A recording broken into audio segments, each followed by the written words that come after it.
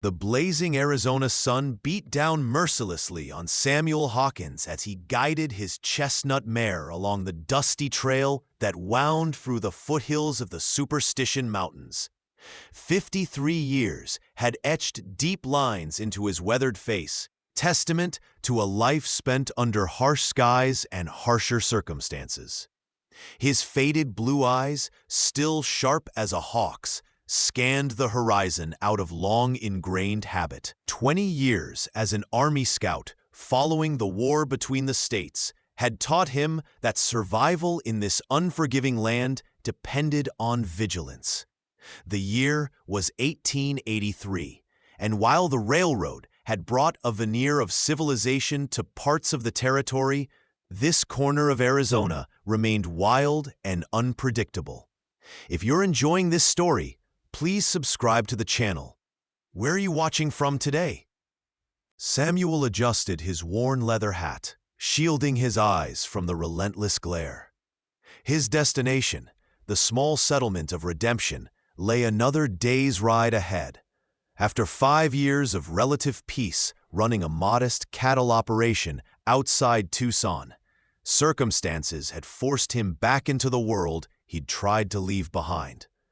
3 weeks prior, a letter had arrived from James Morrison, an old Army comrade and now Redemption's sheriff. Morrison's message had been brief but urgent. Trouble brewing. Could use your particular skills. Good pay. Samuel had hesitated only briefly before selling his small herd and saddling up. The drought had been making ranching increasingly difficult anyway, and Morrison wouldn't have reached out unless the situation was dire. The sound of gunfire shattered the afternoon stillness, echoing across the canyon walls to Samuel's right. 3 shots in quick succession, followed by silence.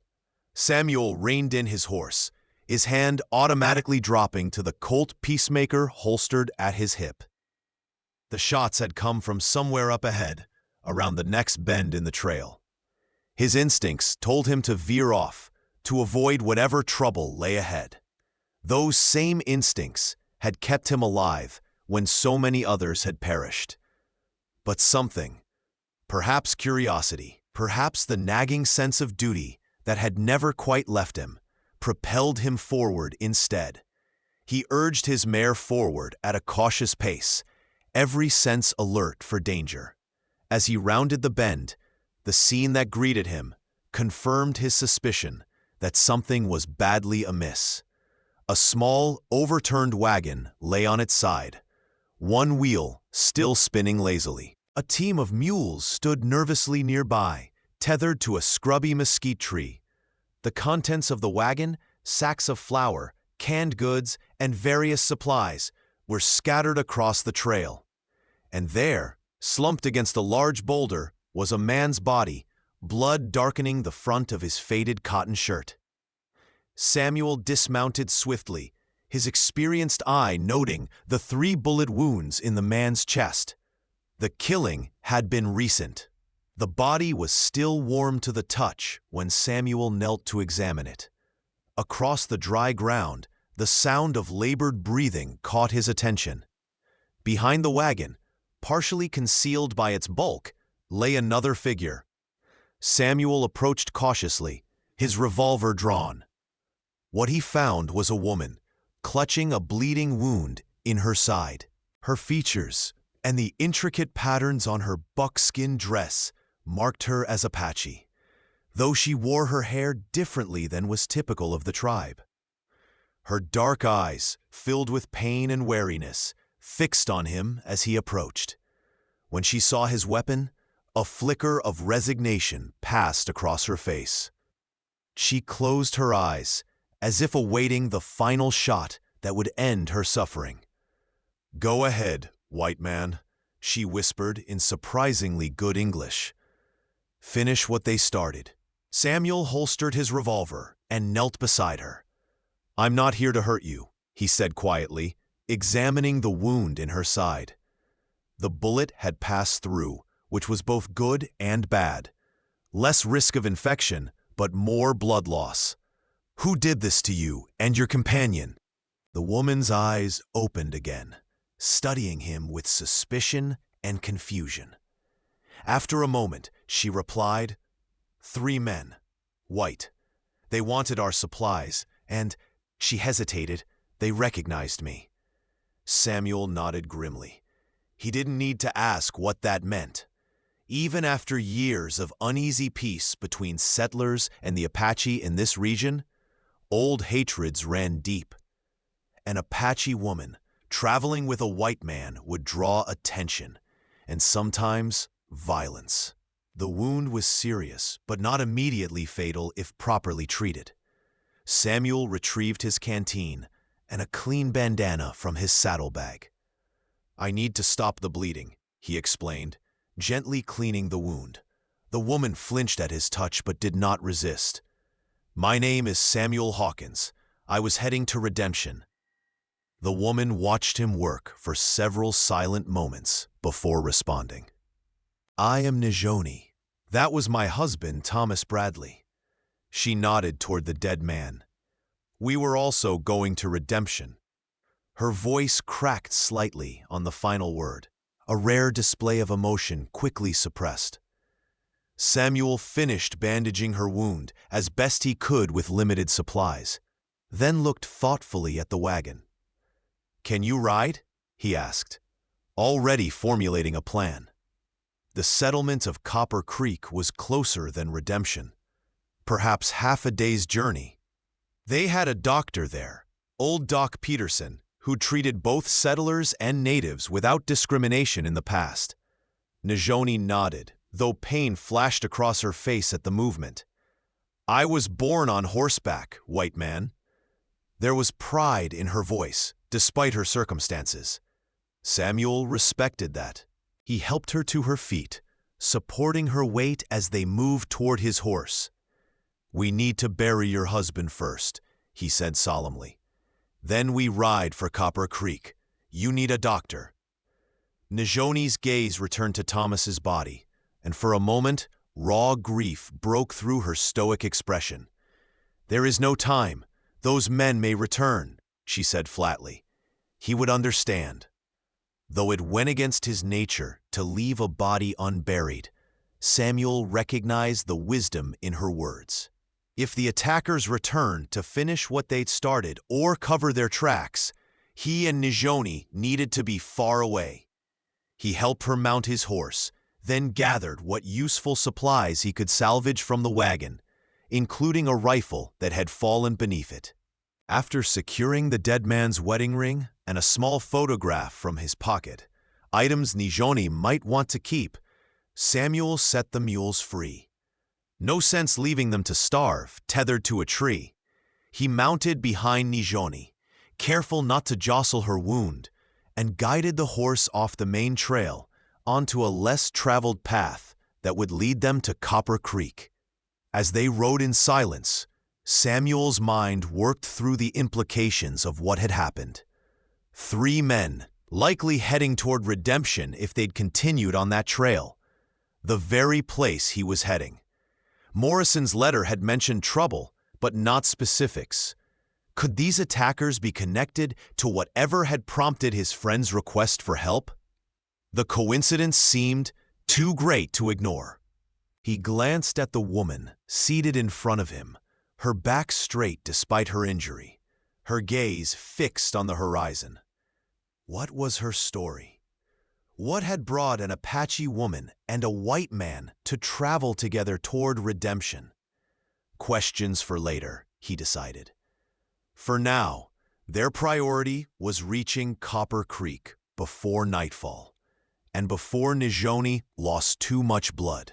The sun had begun its descent toward the western mountains when the first modest buildings of Copper Creek came into view. The settlement was small, a single street lined with a general store, a saloon, a blacksmith shop, and a scattering of houses. At the far end stood the small cabin that served as both Doc Peterson's home and medical practice. Samuel felt Nijoni stiffen as they approached the town.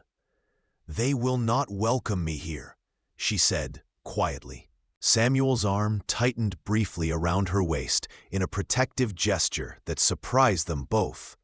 "You're wounded, and I'm with you," he replied firmly. Doc Peterson doesn't turn away anyone in need, regardless of their heritage. He hoped his confidence was justified. Tensions between settlers and natives remained unpredictable throughout the territory. As they rode slowly down the main street, Samuel felt the weight of curious stares from the few townspeople visible at that hour. A group of men paused their conversation outside the saloon, watching their approach with undisguised interest. Samuel kept his expression neutral, but remained alert, his right hand near his revolver. They reached the doctor's cabin without incident, and Samuel helped Nijoni dismount, supporting much of her weight as her strength began to wane. He knocked firmly on the door, which was opened moments later by a thin, elderly man with spectacles perched on his nose and shirt sleeves rolled up to the elbows. Doc Peterson took in the situation with a practiced eye. "Gunshot wound?" he asked briskly, stepping aside to let them enter. Samuel nodded, guiding Nizoni to the examination table that dominated the center of the room. "Through and through, left side. Happened a few hours ago." The doctor moved quickly, despite his age, gathering supplies and washing his hands in a basin of water. His gaze lingered briefly on Nizoni's features and attire, but he made no comment about her heritage. Instead, he addressed her directly, his tone professional and respectful. "I need to clean and stitch that wound properly, ma'am. It's going to hurt, I'm afraid." Nijoni met his gaze steadily. "Pain is an old companion, doctor. Do what you must." Samuel stood nearby, his presence offering silent support as the doctor began his work.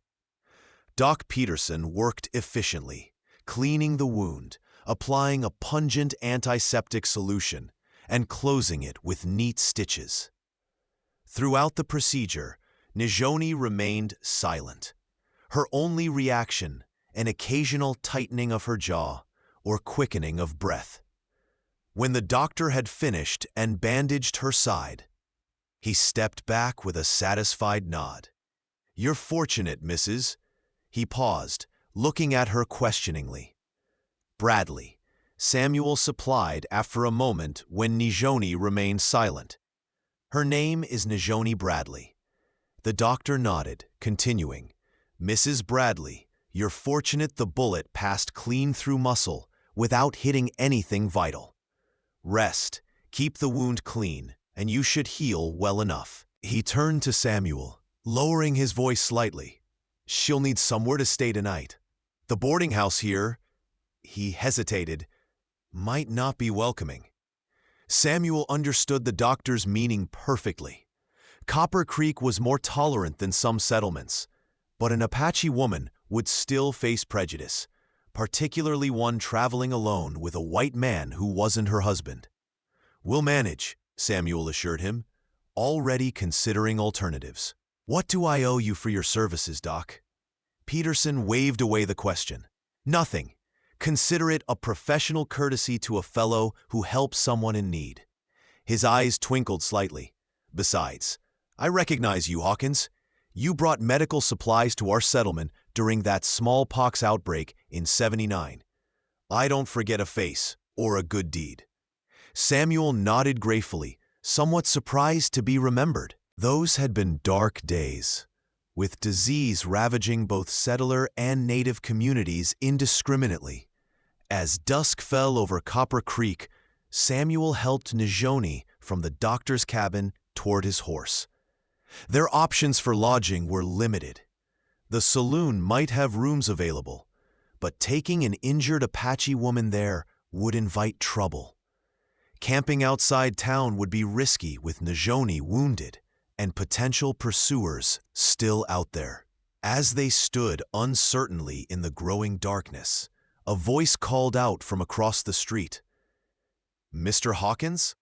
Samuel turned to see a middle-aged woman approaching, her gray-streaked hair pulled back in a severe bun, her dress plain but immaculately clean. "I'm Martha Wilson. Doc Peterson sent word that you might need accommodations for the night." Her gaze moved to Najoni, taking in her appearance without visible judgment. "I have a room behind my shop you're welcome to use." The shop, as it turned out, was the modest millinery at the edge of town. Mrs. Wilson, a widow of 5 years, lived above her business and kept a small room in the back for storage and occasionally for travelers when the boarding house was full. "It's not much," she apologized as she showed them to the simply furnished space with its narrow bed, washing stand, and small window. "But it's clean and private. The back entrance means you won't have to come through the shop." There was understanding in her eyes that Samuel appreciated. This woman knew exactly what challenges Najoni might face in Copper Creek, and she was offering them a discreet solution. "This is more than generous, Mrs. Wilson," Samuel said sincerely. "We're grateful." After the widow had left them with fresh water, towels, and the promise of a hot meal soon, Samuel helped Najoni settle onto the bed. The effort of the journey and the doctor's treatment had drained her remaining strength, and she sank onto the mattress with a barely suppressed groan. "Why are you doing this?" she asked suddenly, her dark eyes finding his in the lamplight. "Helping me. You don't know me. My people and yours?" She left the thought unfinished, but the implication was clear. Samuel considered his answer carefully as he arranged their meager belongings. "I've seen enough killing in my life," he said finally. "Enough hatred. Those men who attacked you and your husband, they had a choice. They chose violence. I'm making a different choice." He paused, then added more softly, "And I know what it's like to lose someone you love. No one should face that alone." Something shifted in Najoni's expression, not quite softening, but a subtle change nonetheless. "My husband was a good man," she said after a long moment. "We met when he came to trade with my people 7 years ago. He treated everyone with respect, learned our language, our ways." Her hand moved unconsciously to the wedding ring Samuel had retrieved, now hanging on a leather cord around her neck. "Many from both our worlds disapproved.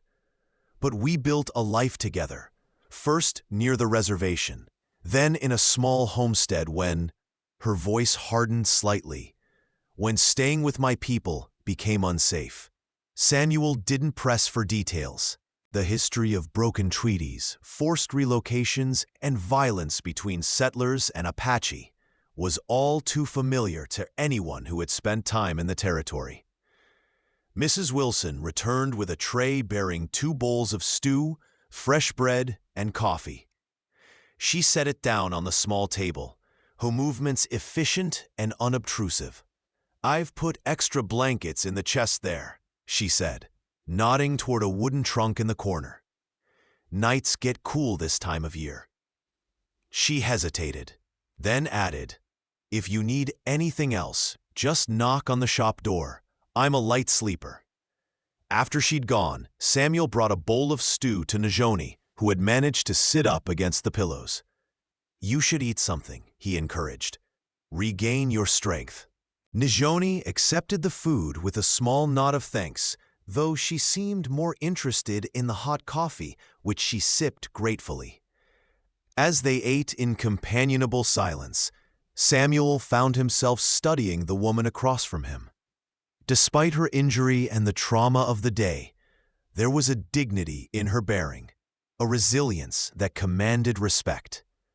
Her features, though strained with pain and grief, held a striking beauty. She caught his gaze and held it, unashamed and unflinching. "You are wondering about redemption," she said, setting aside her half-eaten stew. "Why we were going there?" It wasn't a question. Samuel nodded, seeing no reason to deny his curiosity. "If you want to tell me," he replied, "your destination is your own business." Something that might have been appreciation flickered in her eyes at his response. She was clearly accustomed to white men who demanded rather than requested. "My husband received a letter," Nijoni began, her voice low and measured, "from a man named James Morrison." Samuel's attention sharpened at the familiar name. "The sheriff in Redemption," he confirmed. Nijoni nodded. "Thomas knew him from before our marriage, when they both worked for the cavalry as scouts." The letter said that Thomas's brother was in trouble, serious trouble. It asked him to come to Redemption as quickly as possible. She paused, her expression darkening. Thomas had not spoken to his brother in many years. They disagreed about his marriage to me. "But family is family," he said. We packed our wagon and left the next day. She looked down at her hands, which had clenched into fists in her lap. "Now he is dead because of it." Samuel absorbed this information silently, his mind working through the connections. Morrison had written to him and to Thomas Bradley, both former scouts, both summoned to Redemption. "Did your husband's letter mention what kind of trouble his brother was in?" he asked finally. Nijoni shook her head. "No, only that it was urgent, and that Sheriff Morrison needed Thomas's help specifically." She looked up at Samuel with sudden intensity. "The men who attacked us, they knew we were going to Redemption. One of them said they're headed for Redemption. Must be Bradley and his squaw," before they started shooting. The racial slur didn't seem to affect her as much as the implication behind the words. "They were looking for us, Mr. Hawkins. They knew who we were and where we were going." A chill settled over Samuel at her words. Coincidences were rare in his experience. If the attackers had specifically targeted Thomas Bradley, knowing his destination, it suggested a connection to whatever situation was unfolding in Redemption. "Did you recognize any of the men?" he asked. Nijoni considered the question, her brow furrowing in concentration. "No, but one had a distinctive scar across his left cheek, and another wore a deputy's badge." This last detail made Samuel sit up straighter. "A deputy? From which town?" Nijoni shook her head. "I couldn't see clearly. It happened very fast." She hesitated, then added, "But Thomas, he recognized them. I saw it in his face. He knew them, and he was afraid." The pieces were beginning to form a troubling pattern in Samuel's mind. Morrison's cryptic message about trouble, the targeted attack on Thomas Bradley, the involvement of someone wearing a deputy's badge, all pointed to something more complex than random violence. "I think," Samuel said carefully, "that whatever awaits in Redemption may be more dangerous than either of us anticipated." Nijoni met his gaze steadily. "I still intend to go there," she stated with quiet determination.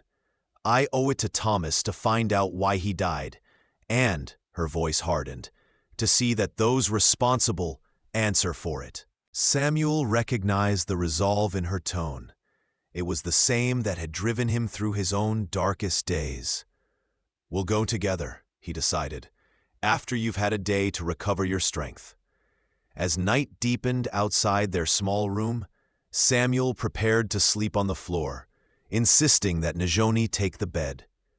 "I've slept on harder ground than this," he assured her, arranging a blanket into a makeshift pallet.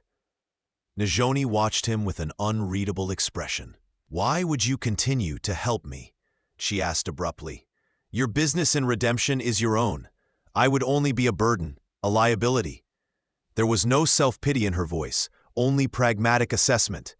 Samuel considered his response as he removed his boots. "Morrison asked for my help with something dangerous enough that he couldn't put it in writing," he said finally.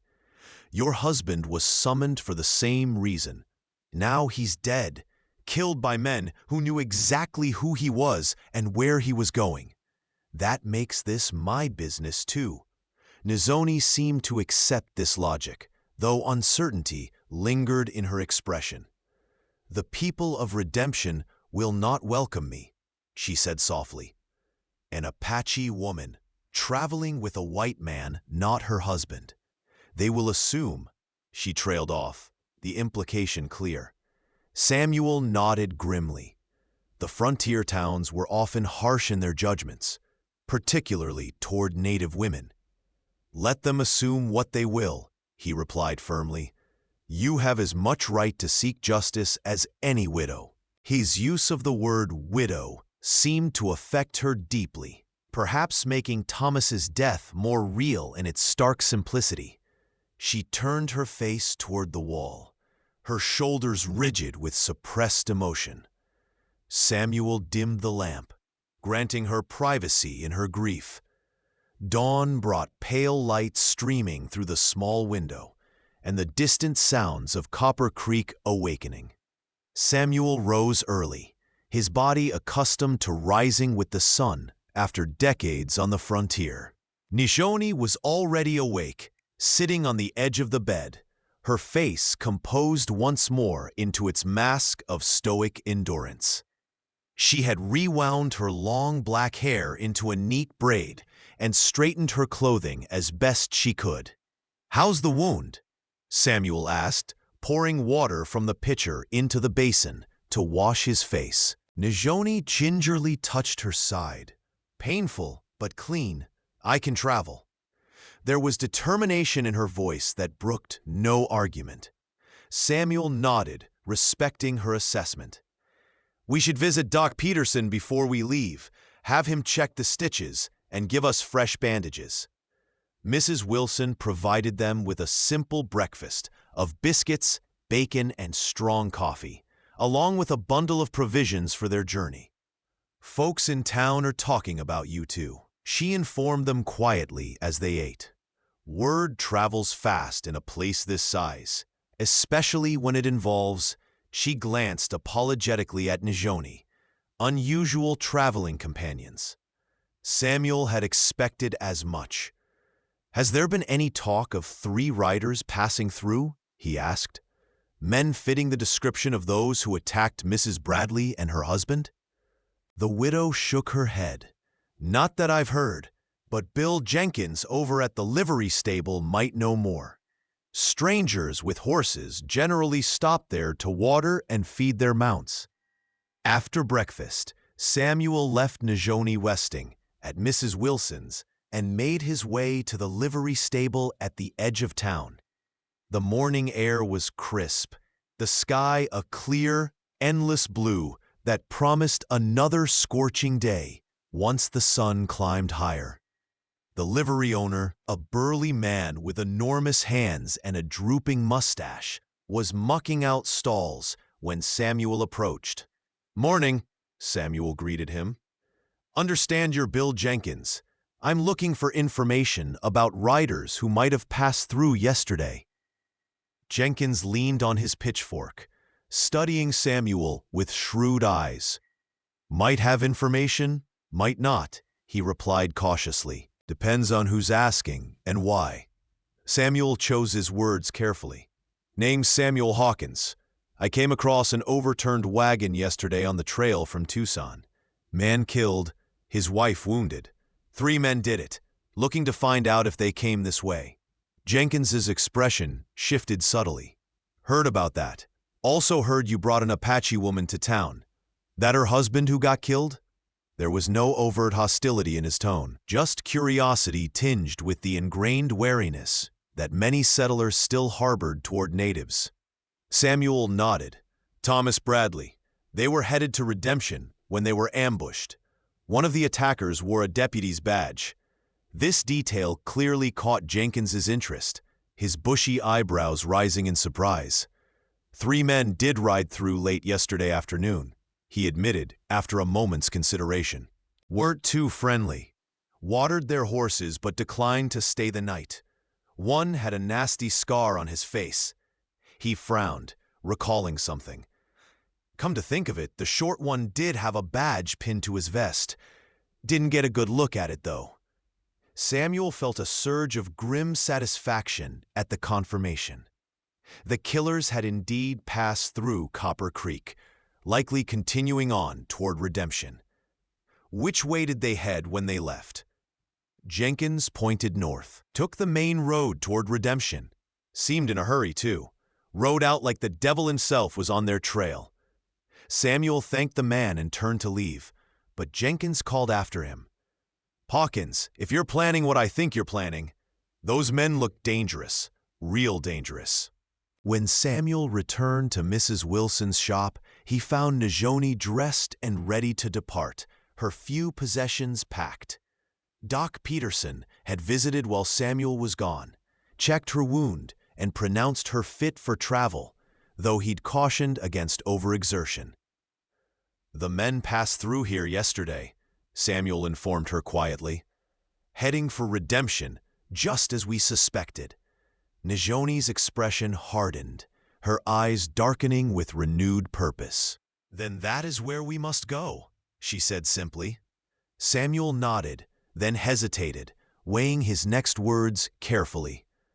"Najoni, when we reach redemption, things may get complicated, dangerous.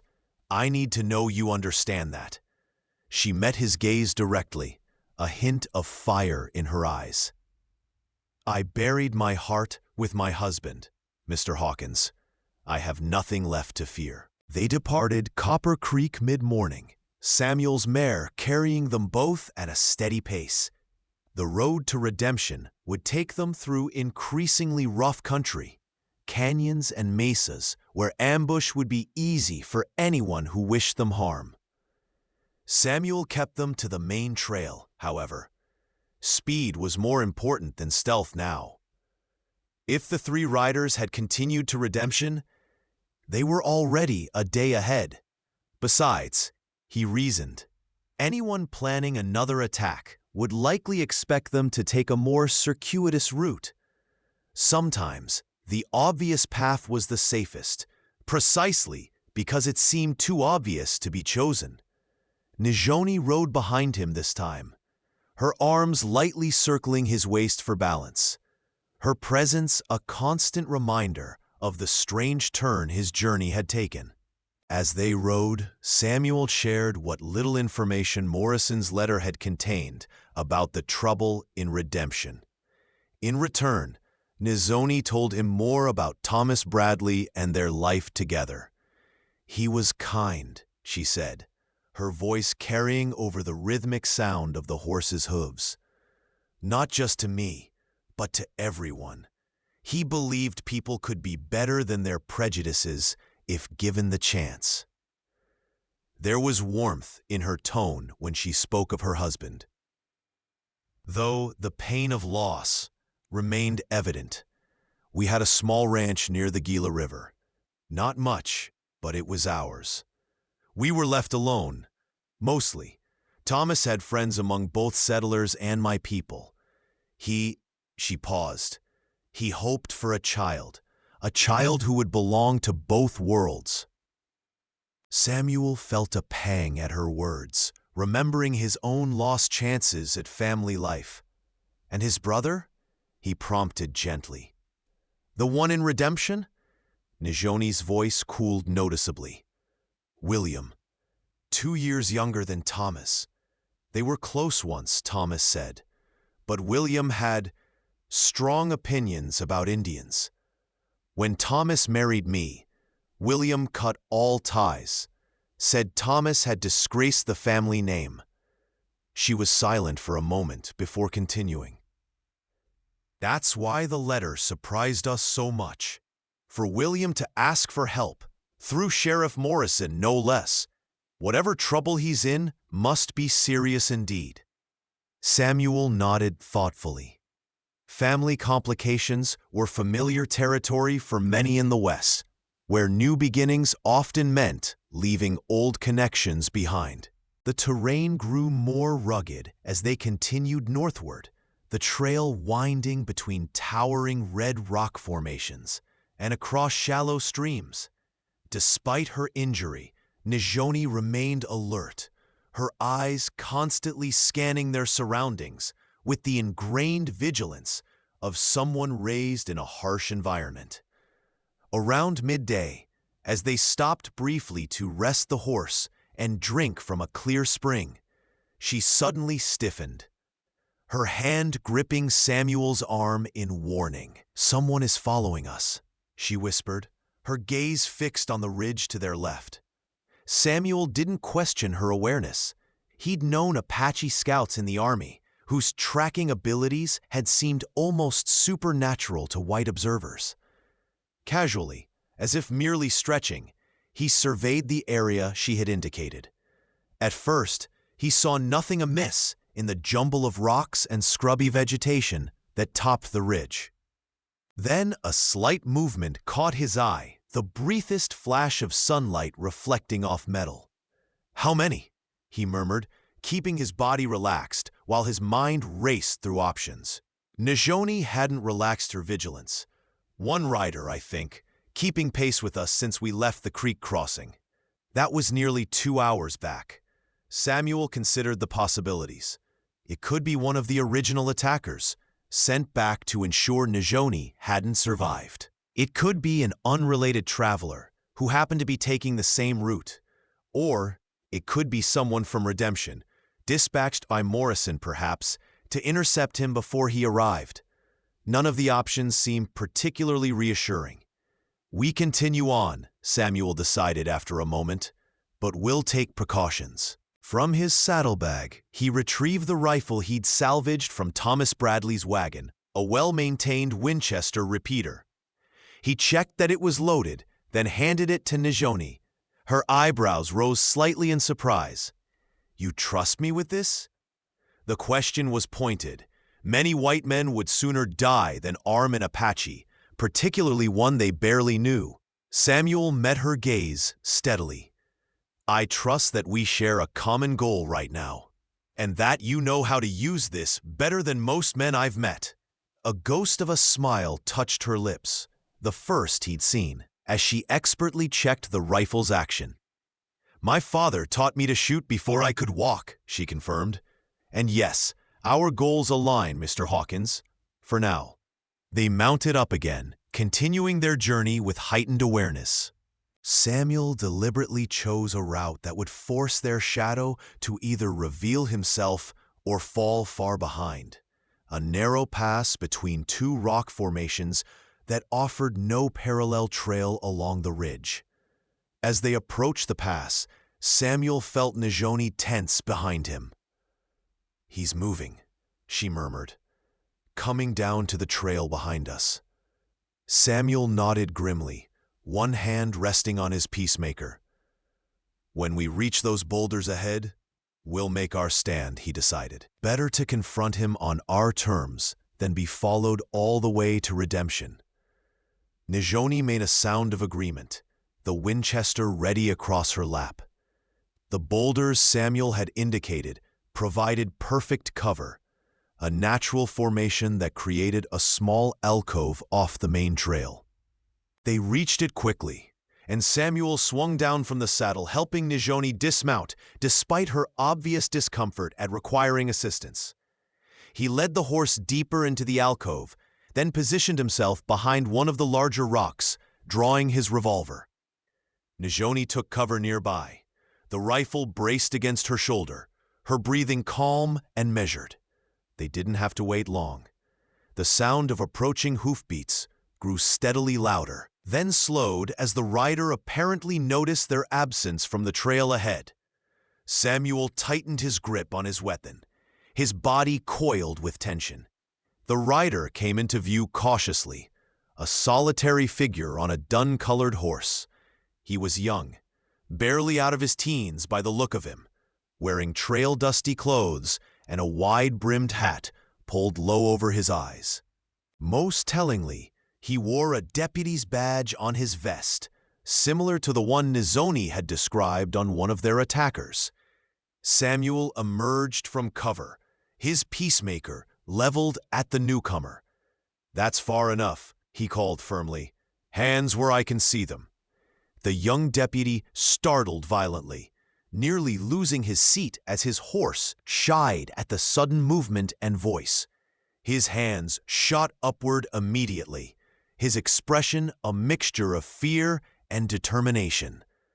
"Mr. Hawkins?" he called back uncertainly. "Samuel Hawkins?" Samuel didn't lower his weapon. "Who's asking?" The young man swallowed visibly. "Deputy Marcus Collins from Redemption.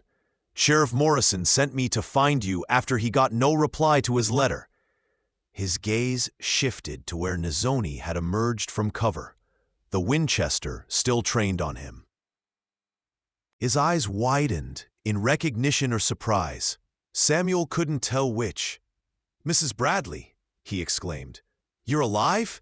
Thank God. We heard about the attack from a traveler yesterday. Sheriff's been worried sick." There seemed genuine relief in his voice, but Samuel remained wary. Someone wearing a deputy's badge had been among those who attacked Thomas and Nozomi. Whether this was the same man or not remained to be seen. "Get down from your horse, deputy," Samuel instructed, his tone leaving no room for argument. "Slowly. Keep your hands visible." Collins complied, easing himself from the saddle with the careful movements of someone very aware they were in a precarious position. Once on the ground, he made no move toward the revolver holstered at his hip. "I understand your caution, Mr. Hawkins," he said earnestly, "but I swear on my mother's grave, Sheriff Morrison sent me to escort you safely to Redemption. Things have gotten complicated since he wrote to you." His gaze flickered to Najani again. "And even more complicated now that Mr. Bradley is dead. The sheriff needs to know what happened." Samuel studied the young deputy carefully. There was an openness to his face that suggested honesty, but Samuel had learned long ago that appearances could be deceiving. "One of the men who attacked the Bradleys wore a deputy's badge," he said bluntly, watching for the reaction. Collins's face registered genuine shock, then hardened into something grimmer. "That would be Deputy Warren Blackwood," he said, his voice tight with suppressed anger. "He disappeared from Redemption 3 days ago, along with 2 men who'd been causing trouble in town. The sheriff suspected they were up to no good, but we had no proof until—" he gestured helplessly toward Nozomi, "until this happened." Nozomi had lowered the rifle slightly, but kept it ready. "What do you know of my husband's brother?" she asked abruptly. "William Bradley. Is he truly in trouble?" Collins's expression grew uncomfortable. "Ma'am, I think it's best if the sheriff explains that situation himself. It's complicated." His evasiveness set alarm bells ringing in Samuel's mind. Whatever was happening in Redemption clearly involved more than a simple family matter. "If we're to trust you, Deputy," Samuel said firmly, "you'll need to give us more than that. Why did Morrison write to me and to Thomas Bradley? What kind of trouble are we walking into?" Collins hesitated, visibly weighing how much to reveal. Finally, the young deputy sighed, removing his hat to run a hand through his sweat-dampened hair. "Redemption's changing, Mr. Hawkins. The railroad's coming through next year. Land that was worthless 5 years ago is suddenly valuable, and some people are willing to do whatever it takes to get their hands on it." He replaced his hat, his youthful face suddenly seeming older. "William Bradley owns a large parcel north of town, perfect for the railroad depot they're planning to build. He's refused to sell. 2 weeks ago, someone tried to kill him. He's been hiding at the sheriff's office ever since." He looked directly at Nozomi. "That's why the sheriff contacted your husband. He thought Thomas might be able to convince William to sell and leave town before things got worse." "And why did he contact me?" Samuel pressed, still not entirely convinced of the deputy's story. Collins met his gaze steadily. "Because 3 of the men involved in pressuring landowners are former soldiers. Men you served with, according to the sheriff.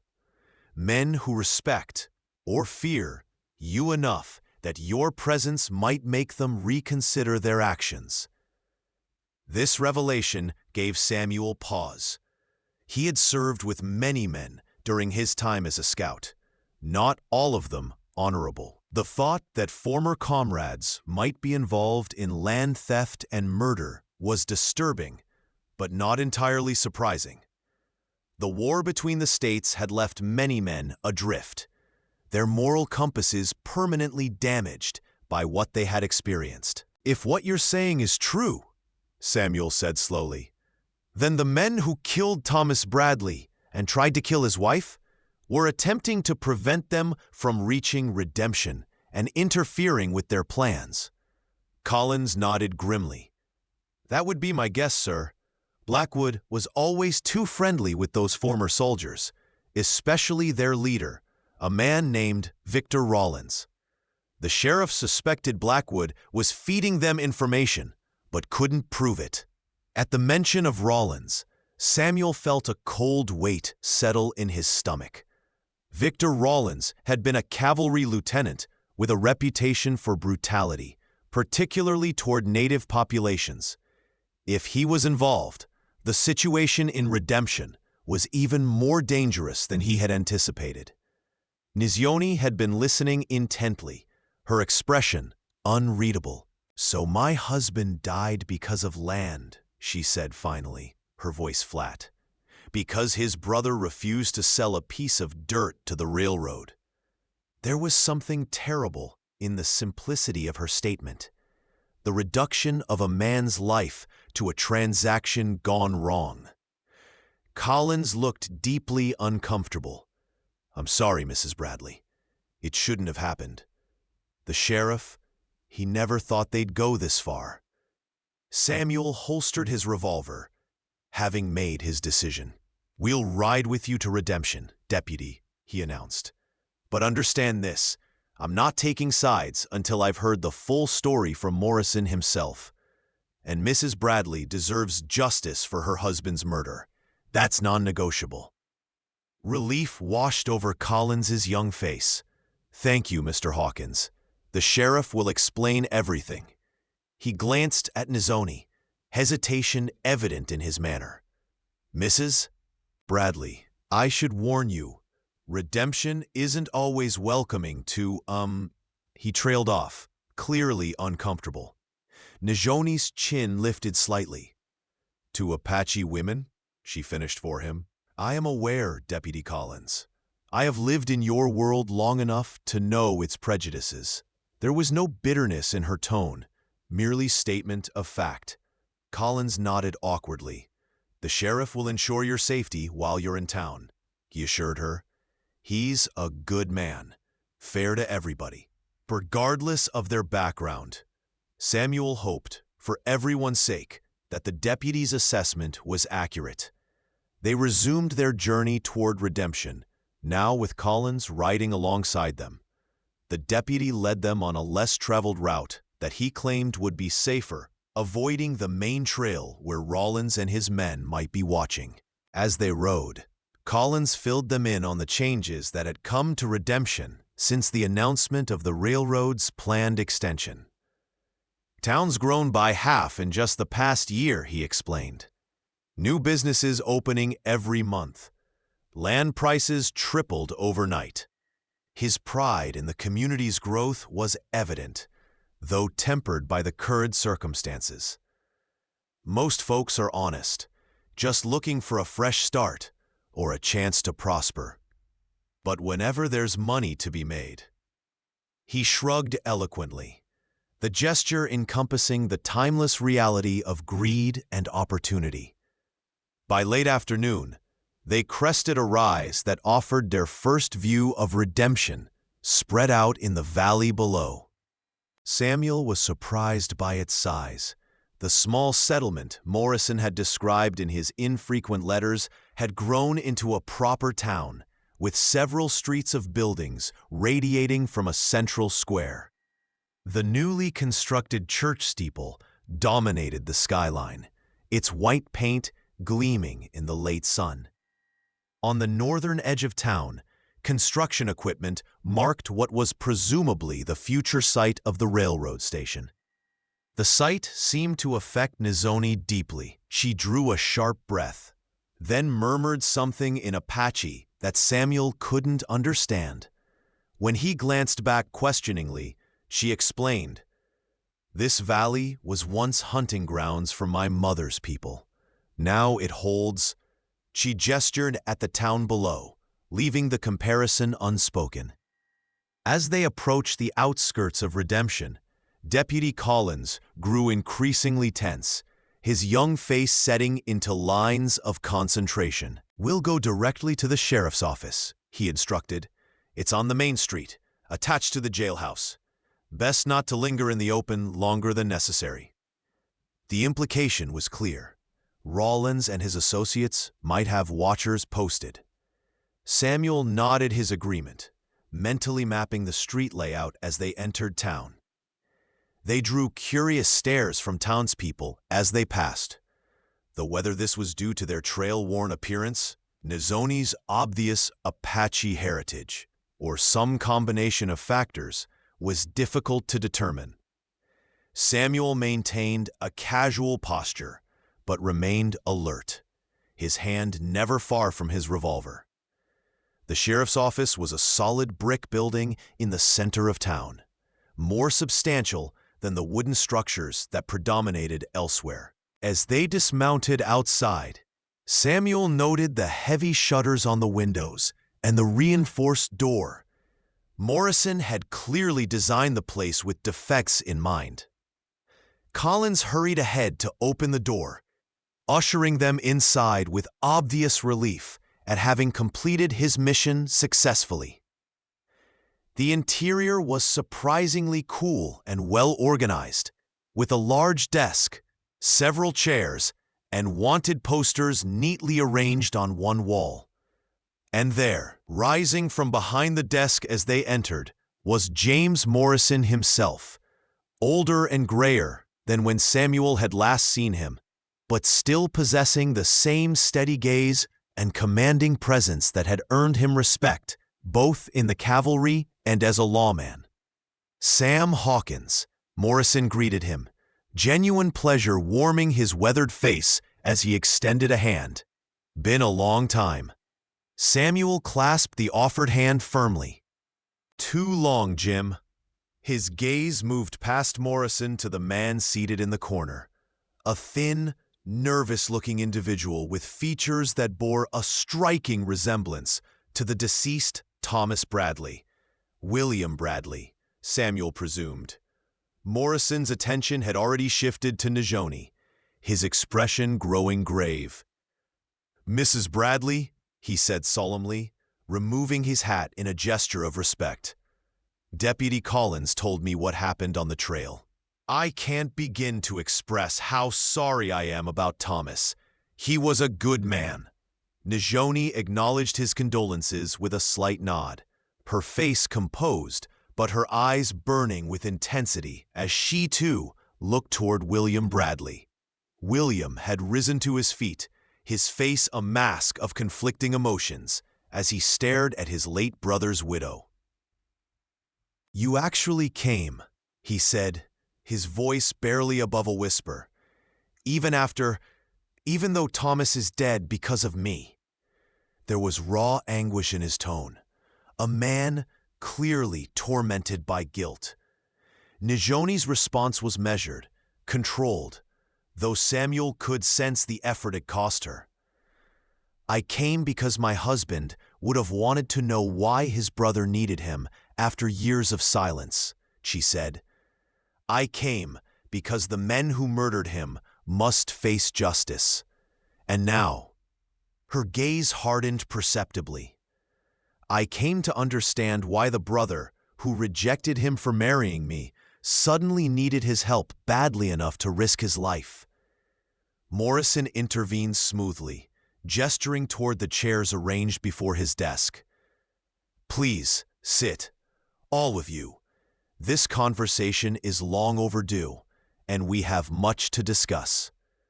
He turned to Deputy Collins. "Marcus, keep watch outside.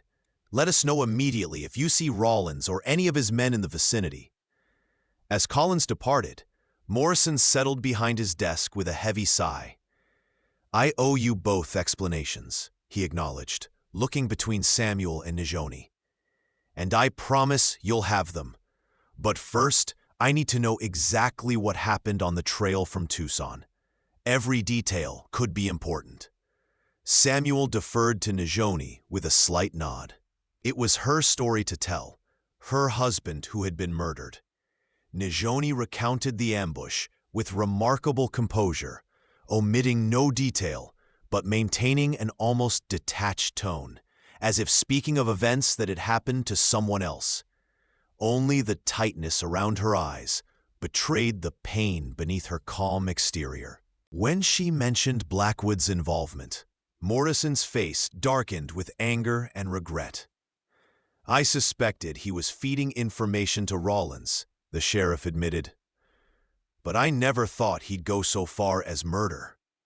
William Bradley had grown increasingly agitated during Najoni's account, his hands trembling slightly as he twisted his hat in his lap. When she finished, he spoke up, his voice strained.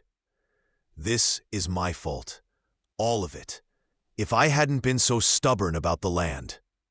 "Start at the beginning, William," Morrison instructed firmly. "These folks deserve the full story."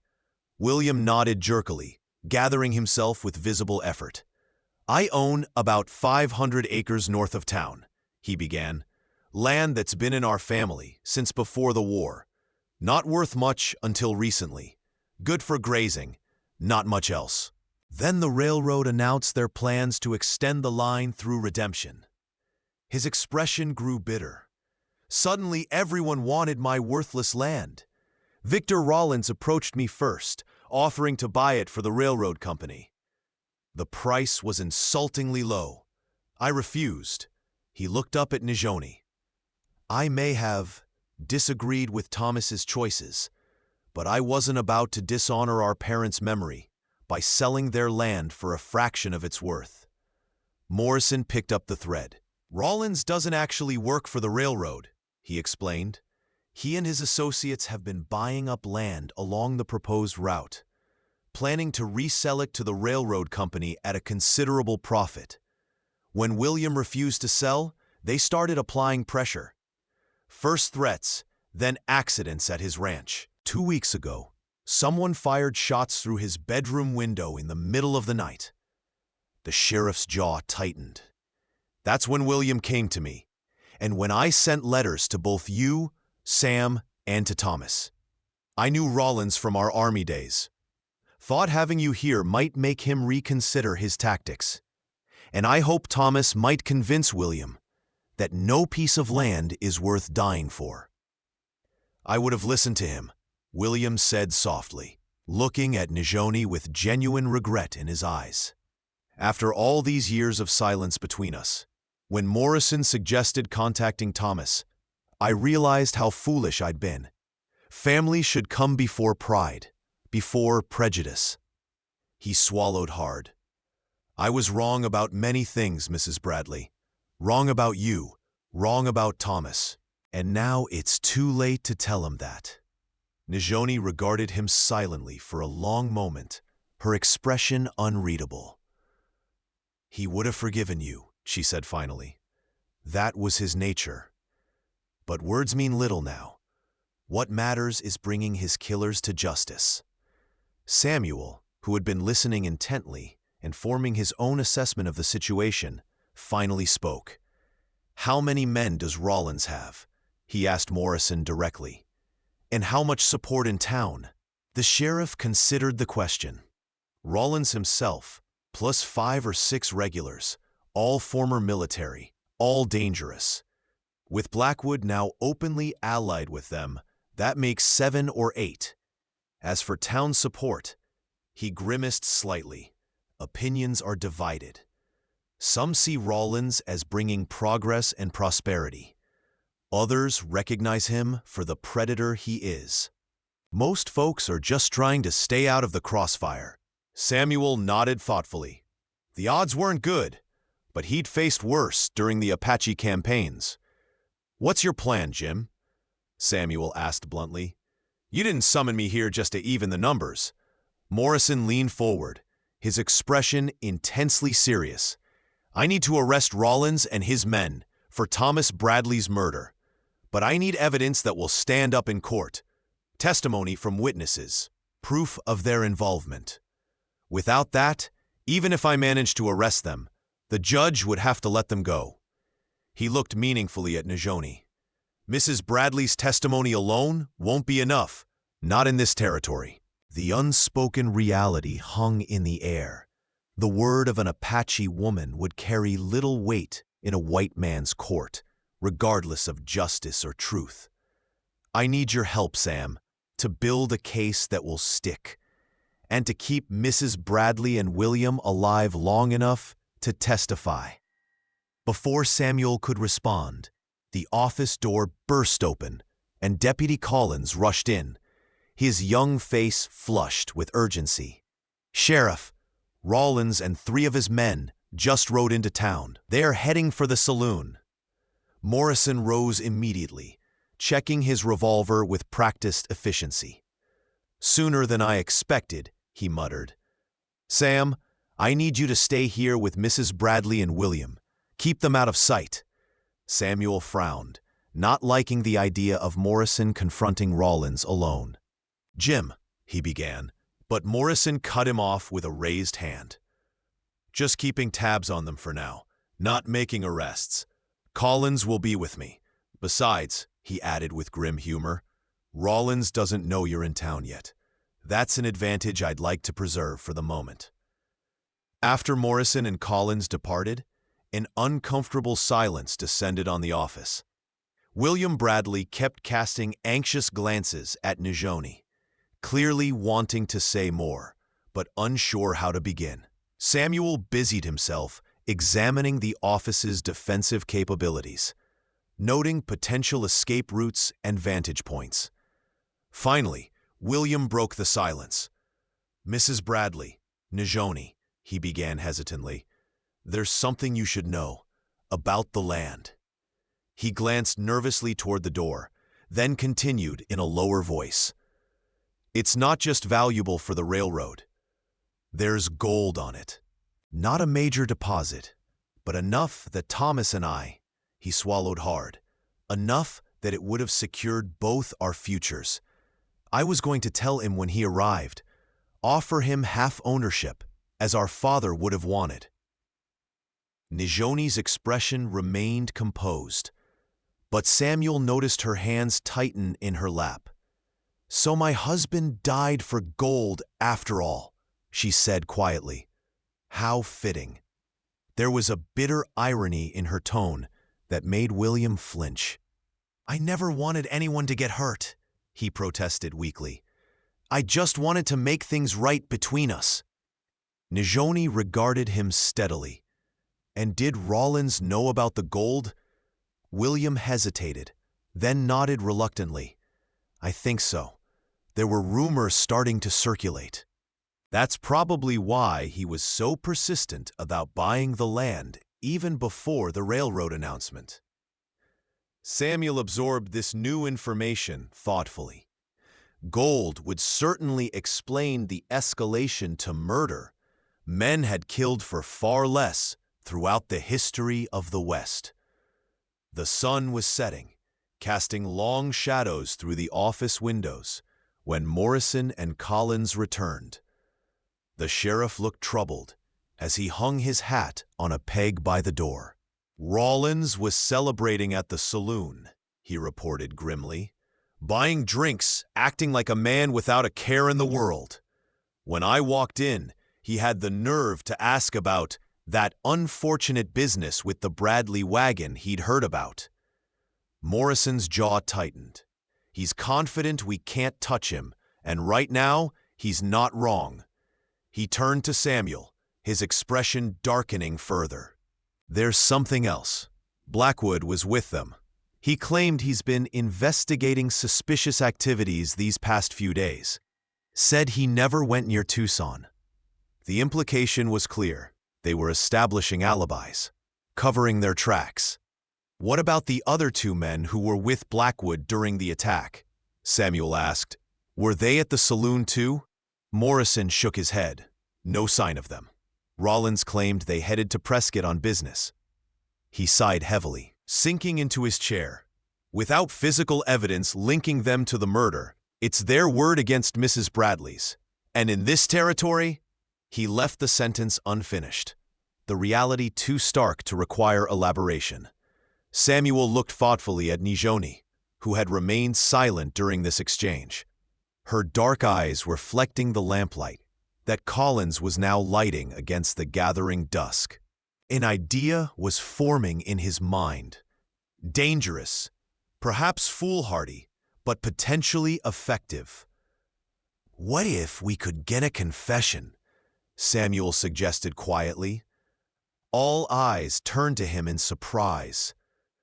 "Rollins doesn't know I'm in town yet," he continued, his plan taking clearer shape as he spoke. "Doesn't know Mrs. Bradley survived the attack. If I approach him carefully, as an old comrade interested in his land deals, I might be able to get him talking."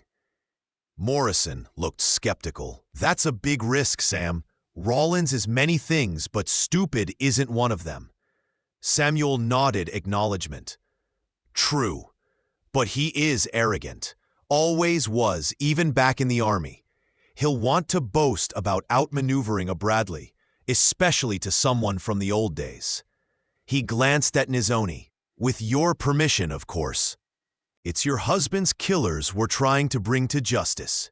Nijoni considered the proposal, her expression thoughtful. "It could work," she said finally. "But not with you alone, Mr. Hawkins." A hint of something almost like a smile touched her lips. "Rollins would be more likely to let down his guard if distracted. By a woman, perhaps, even an Apache woman." William looked alarmed at the suggestion. "That's too dangerous. These men already tried to kill you once." Nijoni's gaze, when she turned it on her brother-in-law, was coolly assessing.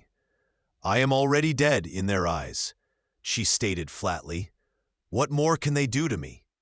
Samuel felt a grudging admiration for her courage, though he shared William's concerns about the risk.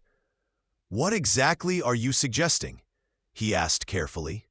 "I could approach Rollins at the saloon," Nijoni explained, her plan evidently already formed in her mind. "Not as Thomas Bradley's widow, but as a woman seeking work. Many establishments hire Indian women for cleaning, cooking." There was no bitterness in her tone, merely pragmatic assessment. "You," she nodded to Samuel, "could be nearby, appearing unconnected to me. When Rollins dismisses or insults me, as he inevitably will, you intervene, an old Army comrade defending a helpless squaw." She used the slur deliberately, her expression remaining impassive. Men like Rollins reveal themselves when they think they're among those who share their contempt. And if he believes we're both unconnected to Thomas, Morrison looked deeply uncomfortable with the plan. "It's too risky," he insisted. "If Rollins or any of his men recognize you from the attack." Nijoni shook her head. "It was brief, chaotic, and they believe me dead." She touched the bandage at her side, hidden beneath her clothing. "Besides, I will look different. Not a respectable married woman traveling with her husband, but," she hesitated only briefly, "what they would expect of an Apache woman alone in a white town." Samuel understood her implication and admired her willingness to use their prejudices against them. Still, the danger was considerable. "If we do this," he said slowly, "we need safeguards. Morrison and Collins nearby, ready to intervene, and we need to be prepared for things to go wrong." As night fell fully over Redemption, they refined the plan, addressing contingencies and risks. Morrison remained hesitant, but recognized the potential effectiveness of the strategy. William offered what assistance he could, providing details about Rawlins's habits and known associates. Throughout the discussion, Samuel found himself increasingly impressed by Najoni's composure and strategic thinking. She spoke little, but when she did, her contributions were invariably perceptive and practical. The grief and shock she must still be feeling had been channeled into a focused determination that Samuel recognized from his own experiences with loss. By the time they'd finalized their approach, midnight had come and gone, leaving them just a few hours until dawn. "You should rest," Morrison told them, indicating the small room behind his office where a cot and some blankets had been arranged. "Tomorrow will test us all." William had already dozed off in his chair, exhaustion finally overcoming his anxiety. Samuel glanced at Najoni, who showed no signs of fatigue despite her injury and the emotional toll of the day's events. "The sheriff is right," he told her quietly. "You need to recover your strength." Something that might have been amusement flickered briefly in her dark eyes. "I have endured worse than this, Mr. Hawkins," she replied softly, "but I will rest, if only to be ready for what comes." As she moved toward the back room, Samuel found himself wondering about the life this remarkable woman had led before crossing his path. What hardships and joys had shaped her into the person who now faced her husband's murderers with such unwavering resolve? Morning brought clear skies and the promise of another scorching day. Samuel awoke from a light sleep, immediately alert and oriented, despite the unfamiliar surroundings. Morrison was already up, brewing coffee on the small stove in the corner of the office. William was nowhere to be seen. "Took him to my house before dawn," Morrison explained, noting Samuel's questioning glance. "Safer there, with my wife keeping an eye on him." He poured a cup of the strong black coffee and handed it to Samuel. "Still think this plan of yours is going to work?" There was concern in his voice, but no judgment. Samuel accepted the coffee gratefully. "It's our best option," he replied simply, "unless you've thought of a better one overnight." Najoni emerged from the back room, and Samuel was momentarily taken aback by the transformation. She had adjusted her appearance subtly, but effectively. Her hair loose and slightly disheveled, her clothing arranged to suggest poverty and desperation. Even her posture was different, a deliberate stoop that concealed her natural dignity. Only her eyes remained unchanged, still burning with the same quiet intensity. "Will this be convincing?" she asked, her voice now carrying a heavier accent than Samuel had previously heard from her. Morrison looked uncomfortable, but nodded. "Rawlins will see what he expects to see," he confirmed grimly. "An Indian woman down on her luck, looking for any work she can find." The plan was set in motion shortly after noon, when Rawlins and his men habitually gathered at the saloon for their midday meal. Samuel entered first, positioning himself at the bar, with a clear view of the entrance and the table where Rawlins held court with his associates. He recognized the former lieutenant immediately, still powerfully built despite the passing years, with the same cruel set to his mouth that Samuel remembered from their army days. Beside him sat Deputy Blackwood, the badge on his chest catching the light mockingly. Two other men completed the group, both hard-faced individuals with the watchful eyes of predators. Samuel ordered whiskey and sipped it slowly, giving no indication that he recognized any of them. 15 minutes later, Najoni entered the saloon, her appearance drawing immediate attention from the patrons. A native woman in a white establishment was unusual enough. One entering alone was practically unheard of. She moved hesitantly toward the bar, her gaze downcast in a display of submission that Samuel suspected cost her dearly. The bartender regarded her with open suspicion. "We don't serve your kind here," he said loudly enough for the entire room to hear. "Unless you're looking for work out back." The crude implication drew chuckles from several patrons. Nijoni flinched visibly, but stood her ground. "Work," she said, her voice deliberately thickened with accent. "Need work, clean, cook, anything." Rollins's attention had been caught, exactly as they'd hoped. He studied Nijoni with obvious contempt, then called out, "How much for the squaw, barkeep? Might be amusing to have some authentic local color around the place." More laughter followed, crueler this time. Blackwood leaned in to say something to Rollins that Samuel couldn't hear, but which caused both men to smirk. The moment had come. Samuel turned from the bar, allowing recognition to dawn slowly across his features. "Victor Rollins," he called, feigning surprise. "That you, Lieutenant?" Rollins looked up sharply, his hand instinctively moving toward his holstered weapon before recognition replaced suspicion in his eyes. "Samuel Hawkins," Rollins exclaimed, his surprise giving way to a calculated smile. "Well, I'll be damned. What brings you to our little corner of the territory?" He gestured expansively for Samuel to join their table, his earlier interest in Nijoni apparently forgotten for the moment. Samuel approached, carefully maintaining the manner of an old comrade, pleased by an unexpected reunion. "Just passing through," he replied easily, accepting the offered seat. "Heard redemption was growing fast. Thought there might be opportunities for a man with my experience." Rollins' smile widened, revealing tobacco-stained teeth. "You heard right. This town's future is bright indeed, for those smart enough to position themselves properly." From the corner of his eye, Samuel could see Nijoni still standing uncertainly by the bar, now seemingly ignored by the room at large. All part of the plan.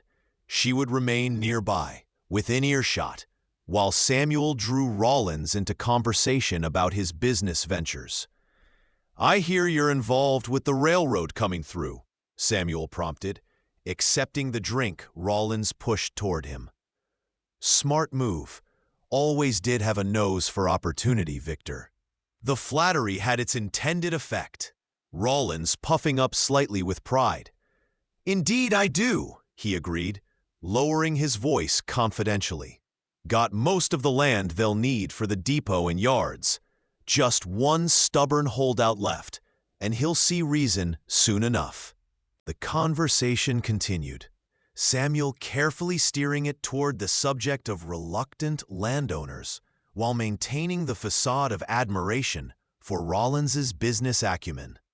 Blackwood and the other men at the table gradually relaxed as Samuel established his credentials as a fellow opportunist, sharing stories of their Army days that emphasized shared experiences rather than moral differences. Nijoni had moved to cleaning empty tables nearby. Apparently having been given menial work by the bartender, her presence had faded into the background for Rollins and his men, exactly as they'd hoped. They saw her as just another Indian, beneath notice or concern, a perspective Samuel was counting on to lower their guard. "Heard there was some trouble on the trail from Tucson," Samuel mentioned casually after his second drink, as if making conversation. "Wagon attack, I think someone said." The effect was immediate, but controlled. A momentary tightening around Rollins's eyes. A quick glance between him and Blackwood. "Unfortunate business," Rollins replied smoothly. "Apaches, most likely. Still wild country between here and Tucson." Blackwood nodded a bit too enthusiastically. "Dangerous for travelers, especially those who don't know how to handle themselves around savages." His gaze flickered briefly toward Nijoni, who kept her head down as she wiped a nearby table, giving no indication she was listening. Samuel shook his head in feigned sympathy. Shame about that Bradley fellow, I heard. Known to you, was he? The question was a calculated risk, pushing Rollins closer to the topic of Thomas's murder. For a moment, tension hung in the air, Rollins studying Samuel with narrowed eyes. Then he seemed to make a decision, leaning forward with a conspiratorial air. "Between old comrades," he said, his voice low, "Bradley was the holdout I mentioned. His land's the key to everything. Perfect location for the depot, and recent surveys suggest there might be gold deposits too." He sipped his whiskey, satisfaction evident in his expression. "His death is convenient, shall we say?" "Convenient indeed," Samuel agreed, careful to keep his tone neutral. "Though I heard he was coming to town about his brother, not the land." Rollins waved a dismissive hand. "A pretense. He was coming to interfere with progress, stirred up by that self-righteous sheriff." His expression darkened. "Morrison doesn't understand how business works in the New West. Sometimes obstacles need to be removed." The implication was clear enough, but Samuel needed more. Direct admission rather than innuendo. "And his Apache wife?" he prompted. "I heard she was with him." At this, Blackwood shifted uncomfortably in his seat, but Rollins merely shrugged. "Collateral damage. No great loss to the world. Another dead Indian."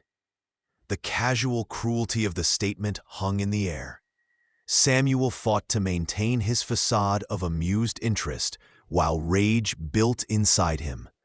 Nearby, Nijoni had gone very still, her back to their table as she continued her pretense of cleaning.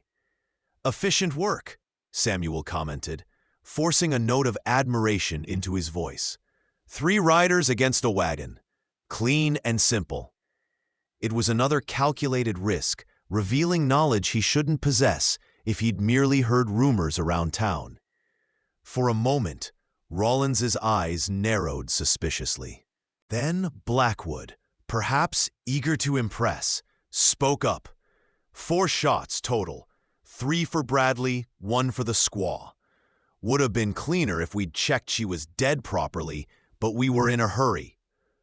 Rollins shot Blackwood a warning look, but the damage was done. The deputy had implicated himself directly in the attack.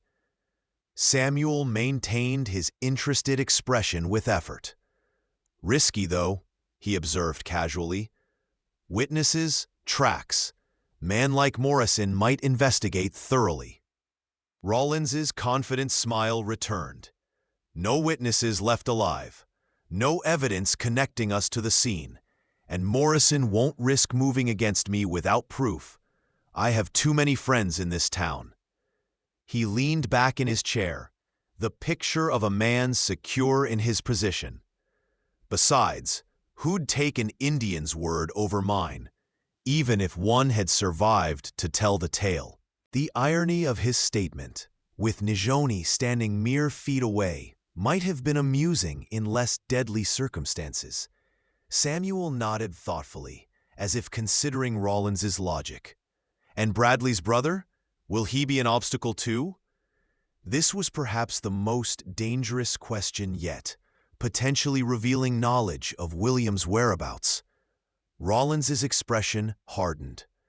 "He's under Morrison's protection for now, but that won't last forever. Once he realizes his position is hopeless, he'll sell. They always do." He smiled coldly. "And if not, well, accidents happen, even to men under a sheriff's protection." Samuel had heard enough.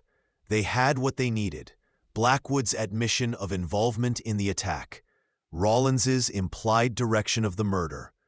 Now came the most dangerous part of their plan: the extraction. He glanced toward the saloon doors, where Morrison and Collins should be waiting for his signal. But before he could make a move, the unexpected happened. One of Rollins's men, who had been silently observing throughout the conversation, suddenly stiffened as his gaze fell on Nijoni. "Lieutenant," he said urgently, That Indian woman. Look at her closely. Doesn't she seem familiar? Rollins turned, studying Najoni with newfound attention. Recognition dawned in his eyes, followed quickly by alarm. "It's Bradley's squaw," he hissed. "She's alive." In an instant, the carefully constructed facade collapsed. Rollins's hand moved to his revolver as he rose from his chair. "You set me up, Hawkins," he snarled, all pretense of camaraderie vanishing. Samuel was already moving, knocking the table forward into Rollins and drawing his own weapon in one fluid motion. "Najoni, down," he shouted. She dropped immediately as Blackwood's revolver cleared its holster. Samuel's first shot caught the corrupt deputy in the shoulder, spinning him backward into the bar. The saloon erupted into chaos, patrons diving for cover as Morrison and Collins burst through the doors, weapons drawn. "Everybody freeze!" Morrison's authoritative voice cut through the pandemonium. "Rollins, Blackwood, you're under arrest for the murder of Thomas Bradley." Blackwood was clutching his bleeding shoulder, his weapon on the floor. But Rollins had regained his balance, his revolver now pointed not at Samuel or the lawmen, but at Najoni, who had taken cover behind a fallen table. "Back off, Morrison," he growled, "or the squaw dies here and now, properly this time." His face was contorted with rage and something else. The desperation of a man seeing his carefully laid plans disintegrate before his eyes. The standoff hung in the balance, no one moving, the saloon deathly quiet except for the labored breathing of the wounded Blackwood. "It's over, Rollins," Samuel said steadily, his peacemaker trained on the former lieutenant's chest. "We heard everything. Your confession, Blackwood's admission of the attack. You'll hang for Thomas Bradley's murder." Rollins's laugh was bitter, edged with madness. "My word against an Apache woman's and a washed-up Army scout. I like my chances with a territorial judge." His finger tightened on the trigger, his aim unwavering from Najoni's position. Samuel tensed, knowing he had only a split second to act. But before anyone could move, a single shot rang out, not from Rollins's gun, not from Samuel's or Morrison's, but from the doorway of the saloon. Rollins staggered, a look of profound surprise crossing his face as he looked down at the spreading red stain on his chest. His revolver clattered to the floor as he collapsed to his knees, then pitched forward onto the sawdust-covered floorboards. In the doorway stood William Bradley, a smoking rifle in his trembling hands. "That was for my brother," he said, his voice breaking, "and for his wife." Morrison moved quickly to secure the remaining members of Rollins's group, who had wisely chosen not